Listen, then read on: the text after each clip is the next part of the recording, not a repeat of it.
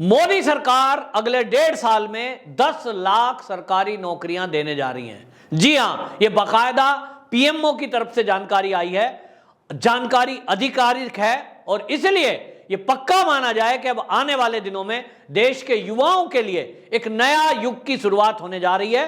10 lakh vacancy का कोई मतलब होता है। आपको यह भी बता दूं कि देश के अंदर इस समय कुल टोटल नौकरी हैं वो 40 लाख के करीब हैं और इस समय उन 40 लाख में 31 लाख पदों पर सरकारी नौकरी लोग कर रहे हैं। एक तरह से लगभग 9 लाख वैकेंसियां खाली हैं, लेकिन जो आज पीएमओ से जानकारी मिली है, जिसका सूचना और प्रसारण मंत्रालय ने बाकायदा प्रेस कॉन्फ्रेंस करके जानकारी दी है, अनुराग ठाकुर जी ने, वो मंत्री जी ने ये बताया है कि ये जो है आत्मनिर्भर भारत की एक कड़ी होगी, क्योंकि मोदी सरकार का नारा है आत्मनिर्भर भारत। और आत्मनिर्भर बनने के लिए देश के युवाओं को जहां सरकारी नौकरियों में लाया जा रहा है, जिनकी संख्या लगभग 10 लाख है, इसके अलावा भारत के अंदर करोड़ों लोगों को, युवाओं को इनडायरेक्टली उनको रोजगार मुहैया कराया जाएगा इन अगले 1.5 साल के अंदर। आत्मनिर्भर भारत योजना के तहत देश के युवाओं को जो अपना खुद का कोई काम कर सकते हैं, उनको आगे बढ़ाने के लिए बैंकों को निर्देश दिए जा रहे हैं। आगे अगले वाले साल में इसके लिए एक अच्छा खासा मोटा बजट मोदी सरकार रखने वाली है और उसमें यह तय किया गया है कि बिना किसी गारंटी के 5 लाख रुपए से 50 लाख रुपए तक का लोन युवाओं को दिया जाएगा। अपनी खुद की छोटी मोटी कंपनी, अपना खुद का कोई ऑफिस, अपना कोई काम रोजगार खड़ा करने के लिए यह बहुत बड़ा क्रांतिकारी कदम होगा। और अब कोई लोग एमबीए कर रहे हैं, कोई टेक्निकल ट्रेनिंग ले रहा है या कोई अपना रोजगार करना चाहता है, और यहां तक कि सरकार की योजना है कि कृषि के क्षेत्र में भी यदि कोई युवा अपना भाग्य आजमाना चाहते हैं, क्योंकि अब हम देख रहे हैं कि देश का, एक देश ही नहीं दुनिया का एक ट्रेंड बदल रहा है। इस समय लोग परंपरागत खेती छोड़कर ऑर्गेनिक खेती की तरफ चल रहे हैं। और ऑर्गेनिक खेती की बात करूं तो दुनिया में इसकी इतनी मांग बढ़ रही है कि फल, सब्जी, दाल, गेहूं, चावल, हर तरफ ऑर्गेनिक की मांग बढ़ रही है, क्योंकि लोग इतना समझ चुके हैं कि रासायनिक खाद का जो शरीर पर दुष्प्रभाव है वो कितना भयंकर है, और इसलिए लोगों को अब ऑर्गेनिक सामान की आवश्यकता पड़ रही है, लेकिन वो मिल नहीं रहा है। भारत में यूं तो कई एजेंसियों ने शुरू किया है ये काम कि ऑर्गेनिक खेती की जा रही है, लेकिन वो अभी पूरे भारत के नागरिकों के लिए ही नाकाफी है। लेकिन ऐसे में एक्सपोर्ट की संभावना बहुत बड़ी है। खास तौर पे अरब देशों में ये फल, सब्जी ऑर्गेनिक मंगाई जा रही है, भारत उसको एक्सपोर्ट कर रहा है, और जो एक्सपोर्ट करने वाले लोग हैं करोड़ों रुपए उससे साल के कमा रहे हैं। और इसीलिए सरकार ने यह तय किया है, क्योंकि भारत एक कृषि प्रधान देश है, लेकिन यहां वो जो टेक्निक है, वो जो जानकारी इकट्ठा करने के लिए चाहिए, वो जो उस खेती करने के लिए संसाधन चाहिए, उन सब के लिए सरकार ट्रेनिंग सेंटर भी खोल रही है। आगे अगले आने वाले वर्ष में वो और ज्यादा कृषि के ट्रेनिंग वाले केंद्र गांव-गांव में, जिले स्तर पर और तहसील स्तर पर खोलने की गवर्नमेंट की योजना है। यानी एक तरफ लाखों सरकारी नौकरियां देश के युवाओं को दी जानी है, उसके अलावा कृषि के क्षेत्र में भी युवाओं का क्रेज बढ़े, उनका योगदान हो, क्योंकि आज हम देख रहे हैं कि सबको नौकरी तो चाहिए, लेकिन खेती की तरफ कोई जाना नहीं चाहता।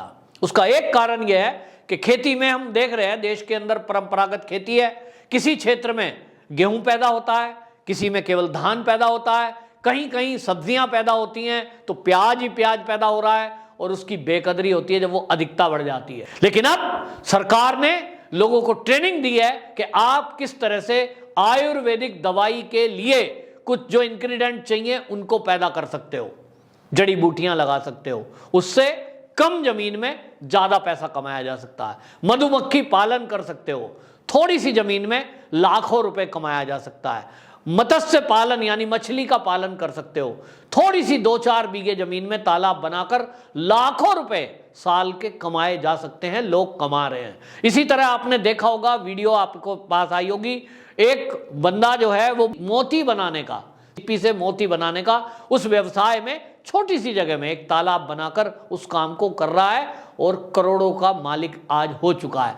तो भारत इस तैयारी में है कि अगले आने वाले दिनों में, अगले मात्र 1 से 1.5 साल में भारत का युवा इस तरह की जो खेती है उसमें भी आए और दुनिया में भारत के प्रोडक्टों की जो मांग है वो बढ़ रही है जिस तेजी से, वो भारत की कंपनियां प्रोवाइड कराएं और वो कंपनी देश के युवा चलाएं। इसी कड़ी में आपको बताएं, हमारे भारत की सेना में देश के युवाओं का योगदान हो।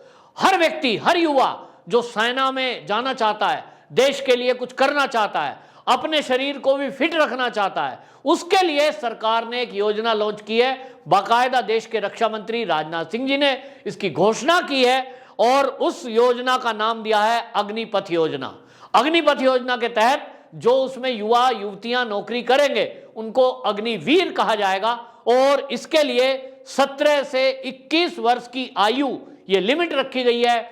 यानी 17 से 21 वर्ष की उम्र का कोई भी बच्चा, लड़का हो या लड़की, वो इस योजना के तहत अप्लाई कर सकता है तीनों सेनाओं में। और ये केंद्रीकृत भर्ती होगी, सेंट्रलाइज, यानी एक एग्जाम होगा, उसके आधार पर फिर फिजिकल होगा और उसके आधार पर नौकरी लगेगी। तीनों फोर्स में से किसी भी फोर्स में जा सकते हैं। सरकार ने यह तय किया है कि पहले वर्ष में यानी 2022-23 में ये जो है लगभग 4.76 लाख रुपए प्रति वर्ष ये नौकरी दी जाएगी पहले वर्ष में और उसका कार्यकाल मात्र 4 साल का होगा। यानी जो बच्चा 17 साल का है वो अगर सेना में जाता है इस योजना के तहत, उसका मैक्सिमम टाइम 4 साल का होगा। पहले साल में उसको लगभग 5 लाख रुपए साल के दिए जाएंगे, अंतिम वर्ष में लगभग 7 लाख, यानी चौथे साल आते आते उसको 7 लाख रुपए प्रतिवर्ष दिया जाएगा। उसका बीमा होगा जिसमें एक्सीडेंटल बीमा भी है, मृत्यु बीमा भी है और उसकी एक पैसे जो इकट्ठे होंगे वो सेवा निधि पैकेज के तहत 11.71 लगभग 12 लाख रुपया हो गया। 12 लाख रुपया जो है उसको वो सेवा निधि उसका पैकेज मिलेगा जो उसके खाते में रखा जाएगा। 48 लाख रुपए का उसका बीमा लाभ होगा जो गवर्नमेंट देगी। ये सब लाभ होंगे और इसी बीच आपको यह भी बता दें कि जो बच्चा, जो युवा या युवती इस योजना के तहत सेना में नौकरी करेगा उसको मेन स्ट्रीम सेना जो है, ये तो 4 साल का अग्निवीर वाला हो गया, लेकिन इसके अलावा जो मेन स्ट्रीम की वैकेंसियां सेना में निकलती हैं रूटीन में, उसमें भी वो अप्लाई कर सकता है। और सेना में ऑलरेडी अगर काम कर रहा है वो अग्निवीर बनकर, तो उसको वहां प्रायोरिटी भी मिलेगी, ट्रेनिंग का लाभ तो मिलेगा ही। तो इसके बाद जब 4 साल की नौकरी कोई बच्चा कर लेगा, उसके बाद उसको एक एक्सपीरियंस सर्टिफिकेट दिया जाएगा।